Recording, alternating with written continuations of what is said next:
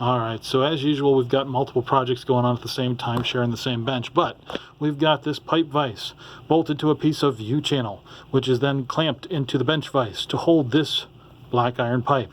This black iron pipe we're going to cut to size for a license plate holder, and we'll show you that later when we make more progress on it. But right now we're going to cut this with the old-fashioned pipe cutter, specifically because it doesn't make noise, and I don't want that in a house with sleeping children.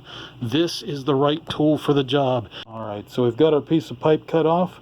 No big deal there. Sanded down the end a little bit to get rid of the burrs, anything that can cut me while I'm doing the rest of this project. I've then got this piece of large all thread and a piece of steel plating that we're going to use for the back plate of the license plate. We're going to cut along that line there, and then we're going to cut the top line across here. That gap in between is where we weld the pipe we just cut. Alright, it's later. Now we're not worried about making noise at this point. Got the cutoff wheel on the angle grinder. We're going to go ahead and make these cuts.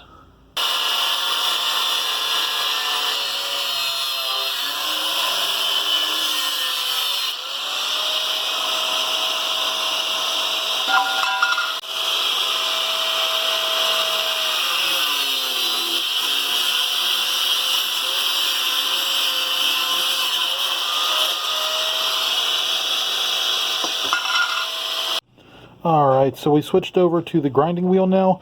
We're just going to go ahead and further grind that little strip that we started there to get all the rust off of it, prep it for welding.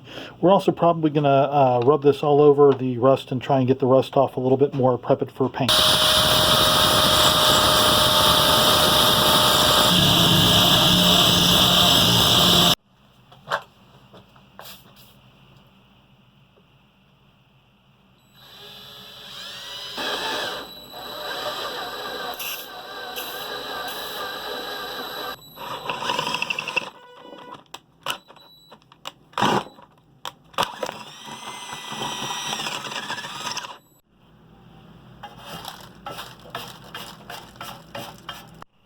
Alright, we're prepping for welding, so I'm going to go ahead and clean up that bar a little bit, make sure we can get a good tight connection between the two. So we've got a little silver strip right there, and a good place to ground it on the end.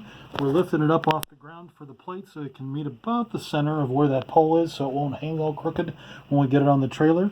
The plate has a silvered edge, so it should be okay to weld.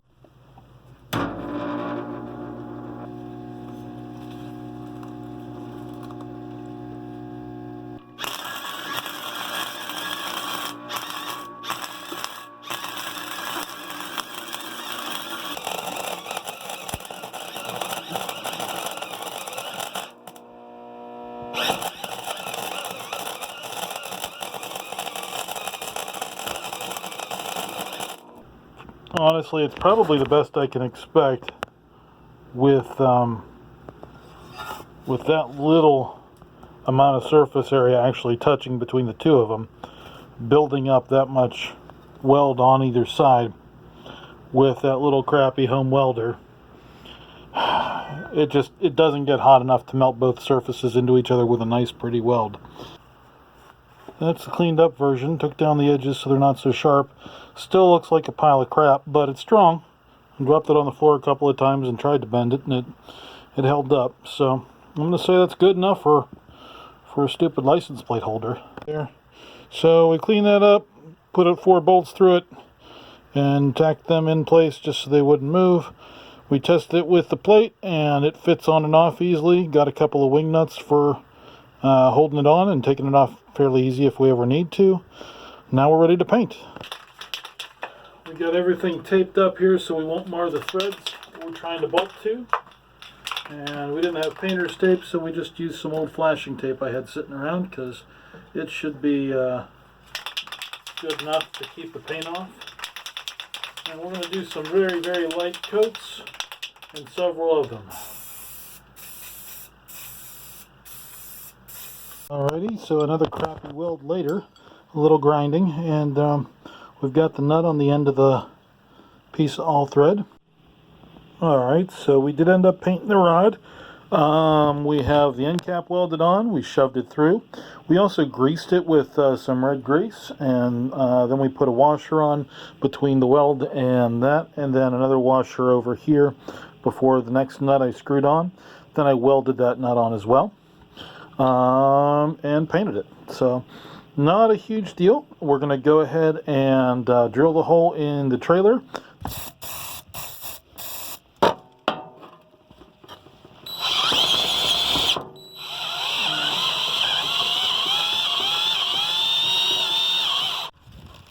Alright, so all we're doing now is dropping that through. We've got the lock washer on already. We're going to take another lock washer and another nut, come in from the other side and tighten everything up. So just to review, that nut is welded to the piece of all thread. That washer's loose. There's grease between the all thread and the pipe. There's another washer here. There's a nut that's welded to the piece of all thread.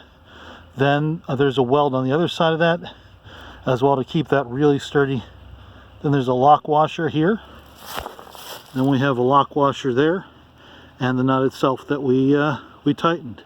When we were tightening this on, we did tighten this nut and the nut closest to it. We didn't do it from all the way down here because we didn't want to torque anything. We wanted to keep it straight. So the best way I thought to do that was to keep that fairly snug. Is our hinge too tight?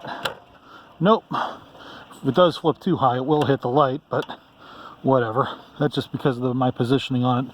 And the light itself goes to the same depth as the frame. So anywhere I would have bolted it, it would have done that. So all I could do is minimize it. The other thing you need to be concerned about is when you're drilling your hole, make sure you leave enough room for the nut that you're going to put on it, because that's going to take up space on the outside diameter of that hole. So if you drill it right here at the bottom, you're not going to be able to get your nut on. So you got to go up a little bit higher than what you think, so you'll have room for that nut around it on the other side. I love the look of those old antique steel thumb screws. I think that's awesome. Anyway, I'll get my plate on there soon, and we'll be painting the rest of the ugly trailer.